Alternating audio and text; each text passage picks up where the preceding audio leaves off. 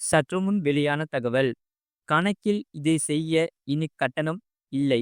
நிதி அமைச்சர் அளித்த குட் நியூஸ். தான் பார்க்க போறோம். நீங்க நம்ம சேனல் சப்ஸ்கிரைப் பண்ணாம இருந்தீங்கன்னா மறக்காம லைக் பண்ணிக்கோங்க, சப்ஸ்கிரைப் பண்ணிக்கோங்க. மற்றவர்களுக்கு தெரியப்படுத்த ஷேர் பண்ணுங்க. பொது வருங்கால வைப்பு நிதியில் பிபிஎஃப் கணக்கு வைத்திருக்கும் நவராணிகள். அப்படி என்றால் இந்த பதிவு உங்களுக்கு மிக முக்கியமானதாக இருக்கும். பிபிஎஃப் கணக்கு குறித்த ஒரு முக்கிய அப்டேட் கிடைத்துள்ளது. அதை பற்றி இந்த பதிவில் காணலாம். பொது வருங்கால வைப்பு நிதி, அதாவது பொது வருங்கால வைப்பு நிதி கணக்கில் நாமினி விவரங்களை மாற்றவோ அல்லது புதுப்பிக்கவோ இனி பிபிஎஃப் உறுப்பினரிடம் கட்டணம் வசூலிக்கப்படாது. ஏனெனில் அரசு சேமிப்பு ஊக்குவிப்பு பொது விதிகள் 2018 government saving promotion general rules 2018 இதற்கான தேவையான மாற்றங்கள் செய்யப்படுவதாக தெரிவிக்கப்பட்டுள்ளது. அரசு சேமிப்பு ஊக்குவிப்பு பொது விதிகள் 2018 அட்டவணை 2 சேவைகளுக்கு வசூலிக்க வேண்டிய கட்டணம் என்பதன் கீழ் பி நாமினி நியமனத்தை ரத்து செய்தல் அல்லது மாற்றுதல் ரூபாய் 50 என்ற வார்த்தைகள் மற்றும் எண்கள் நீக்கப்படும் என்று நிதி அமைச்சகர் அறிவிப்பில் தெரிவிக்கப்பட்டுள்ளது. இந்த மாற்றம் ஏப்ரல் 2 முதல் அமலுக்கு வந்துள்ளது. நிதியமைச்சர் நிர்மலா சீதாராமன் தனது எக்ஸ் பதிவில் பிபிஎஃப் கணக்குகளில் நாமினி விவரங்களை புதுப்பித்தல், மாற்றியமைத்தல் நிதி நிறுவனங்கள் வசூலிக்கும் இந்த கட்டணம் குறித்து சமீபத்தில் தனக்கு தெரிவிக்கப்பட்டதாக கூறியுள்ளார். பிபிஎஃப் கணக்குகளுக்கான நாமினி விவரத்தை புதுப்பிப்பதற்கு ஆகும் கட்டணங்களை நீக்க அரசாங்க சேமிப்பு ஊக்குவிப்பு பொது விதிகள் 2018 2/4/2025 தேதியிட்ட வர்த்தமானி அறிவிப்பு மூலம் தேவையான மாற்றங்கள் செய்யப்பட்டுள்ளன என்று அவர் தெரிவித்தார். பிபிஎஃப் கணக்குகளுக்கு நாமினி அவசியம். அனைத்து பிபிஎஃப் கணக்குகளுக்கும் நாமினி விவரங்கள் முக்கியமானவை. ஏனெனில் கணக்கு வைத்திருப்பவர் திடீரென இருந்தால் கணக்கில் உள்ள நிதி நாமினியாக நியமிக்கப்பட்ட பயனாளிக்கு மாற்றப்படும். சமீபத்தில் நிறைவேற்றப்பட்ட வங்கி திருத்த மசோதா 2025 பிபிஎஃப் கணக்குதாரரின் பணம் பாதுகாப்பான பாதுகாப்பு லாக்கர்களில் வைக்கப்பட்டுள்ள பொருட்களை திருப்பி அளிக்க பிபிஎஃப் உறுப்பினர் 4 நபர்களை நாமினிகளாக பரிந்துரைக்க அனுமதிக்கிறது என்று நிதியமைச்சர் மேலும் கூறினார். அரசாங்க ஆதரவு திட்டமான பிபிஎஃப்பில் வைப்பு தொகைக்கு 15 ஆண்டுகள் லாக்-இன் காலம் உள்ளது. பிபிஎஃப் தற்போது 7.1% வருடாந்திர வட்டி விகிதத்தை வழங்குகிறது. இது ஆண்டுதோறும் கூட்டு வட்டியாக அதிகரிக்கின்றது. இபிஎஃப் மற்றும் பல சிறிய சேமிப்புகளுடன் ஒப்பிடும்போது இந்த வருமான விகிதம் மிதமானதாக தெரிகிறது.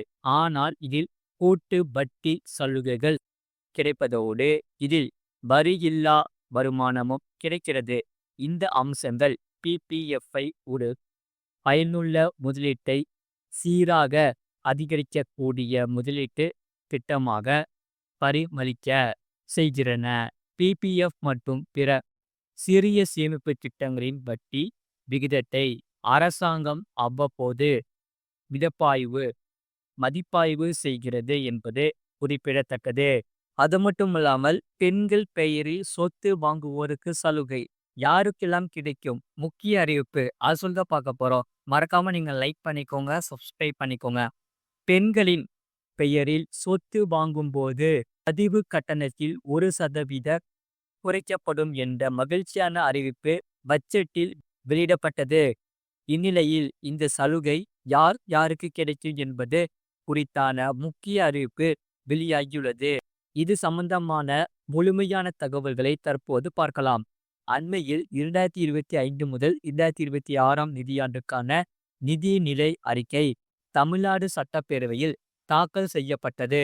இதில் பல்வேறு விதமான முக்கியமான அறிவிப்புகள் வெளியாகின்றன.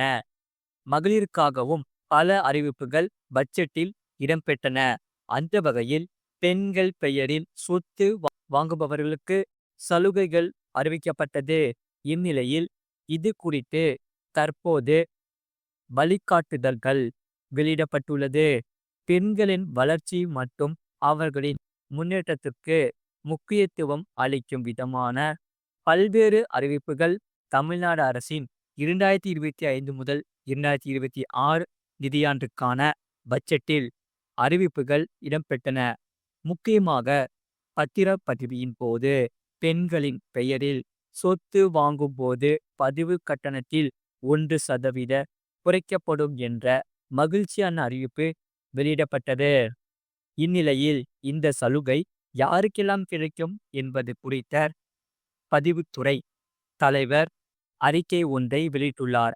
அதில் கூறப்பட்டுள்ளதாவது: பெண்கள் பெயரில் வாங்கப்படும் சொத்துகளுக்கு மட்டுமே பதிவு கட்டண சலுகை பொருந்தும்.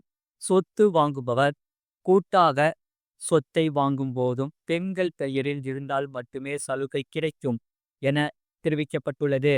அதே நேரம் கணவன் மனைவி சேர்ந்து ஒரு சொத்தை வாங்கினாலோ அல்லது குடும்ப நபர்களில் ஆண்களுடன் சேர்த்து பெண்கள் சொத்து வாங்கினாலோ இந்த சலுகை கிடையாது.